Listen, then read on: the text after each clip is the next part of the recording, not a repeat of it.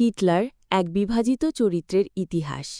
তিনি ছিলেন ইতিহাসের সবচেয়ে আলোচিত এবং বিতর্কিত একনায়ক।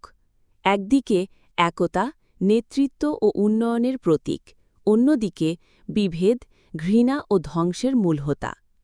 অ্যাডলফ হিটলার এক বিভাজিত চরিত্র, যার জীবন ইতিহাসের সবচেয়ে ভয়াবহ এক অধ্যায়। শৈশব ও প্রারম্ভিক জীবন। 1889 সালের 20 এপ্রিল অস্ট্রিয়ার ব্রাউনাউ আম ইন শহরে জন্মগ্রহণ করেন অ্যাডলফ হিটলার। ছোটবেলায় চিত্রশিল্পী হওয়ার স্বপ্ন দেখতেন, কিন্তু ভিয়েনার আর্ট স্কুল থেকে বারবার প্রত্যাখ্যান তাকে হতাশায় ফেলে দেয়। রাজনৈতিক উত্থান ও ভালো দিক। প্রথম বিশ্বযুদ্ধে সৈনিক হিসেবে অংশ নিয়ে হিটলার জার্মানির পরাজয়ে হতাশ হন। এরপর জার্মান ওয়ার্কার পার্টিতে যোগ দেন, যেটি পরে নাৎসি পার্টি হয়ে ওঠে। 1933 সালে চ্যান্সেলর হয়ে তিনি জার্মানিকে দ্রুত অর্থনৈতিকভাবে চাঙা করেন। সামরিক বাহিনীকে নতুন নতুন সব অস্ত্রশস্ত্রে সজ্জিত করেছিল। বেকারত্ব হ্রাস, রাস্তাঘাট উন্নয়ন, অটোবান নির্মাণ, শিল্পোন্নয়ন এসবের জন্য সাধারণ মানুষ হিটলারকে জাতির মুক্তিদাতা হিসেবে দেখত। অন্ধকার দিক, ঘৃণা ও দমননীতি। তবে উন্নয়নের পেছনে ছিল এক ভয়ঙ্কর আদর্শ, নাৎসি মতবাদ।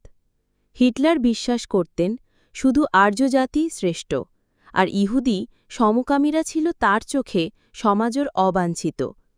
তিনি বাকস্বাধীনতা ধ্বংস করেন, সংবাদপত্র ও শিক্ষা প্রতিষ্ঠানে নাৎসি মতবাদ চাপিয়ে দেন। নুরেমবার্গ আইনের মাধ্যমে ইহুদিদের নাগরিক অধিকার কেড়ে নেওয়া হয়। বিশ্বযুদ্ধ ও হলোকাস্ট। 1939 সালে পোল্যান্ড আক্রমণ করে দখল করে এবং ফলশ্রুতিতে ব্রিটেন ও ফ্রান্স জার্মানির বিরুদ্ধে যুদ্ধ ঘোষণা করে। এভাবেই দ্বিতীয় বিশ্বযুদ্ধ শুরু হয়। এক এক করে ইউরোপের বহু দেশ নাৎসি বাহিনীর কবলে পড়ে। কিন্তু ইতিহাসের সবচেয়ে নৃশংস ঘটনা ঘটানো হয় কনসেন্ট্রেশন ক্যাম্পে। প্রায় 60 লক্ষ ইহুদিকে পরিকল্পনা মাফিক হত্যা করা হয়। ইহুদি নিধনের এই ঘটনা ইতিহাসে হলোকাস্ট নামে পরিচিত। পতন ও আত্মহত্যা। 1945 সালে যুদ্ধের শেষ দিনগুলোতে হিটলার বার্লিনেই ছিলেন। লাল ফৌজ যখন বার্লিন প্রায় দখল করে নিচ্ছিল, সেরকম একটা সময় ইভা ব্রাউনকে বিয়ে করেন।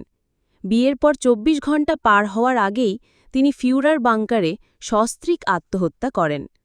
তাঁর মৃত্যুর মধ্য দিয়ে শেষ হয় এক বিভীষিকাময় অধ্যায়, কিন্তু রেখে যায় ইতিহাসের গা শিউরে ওঠা শিক্ষা। শেষ বার্তা, শিক্ষা ও ভাবনা। হিটলারের জীবনে ছিল উত্থান, নেতৃত্ব ও উন্নয়ন, কিন্তু ঘৃণা, অহংকার এবং একনায়কত্বের পথ শেষ পর্যন্ত তাঁকে নিয়ে গিয়েছিল ধ্বংসে।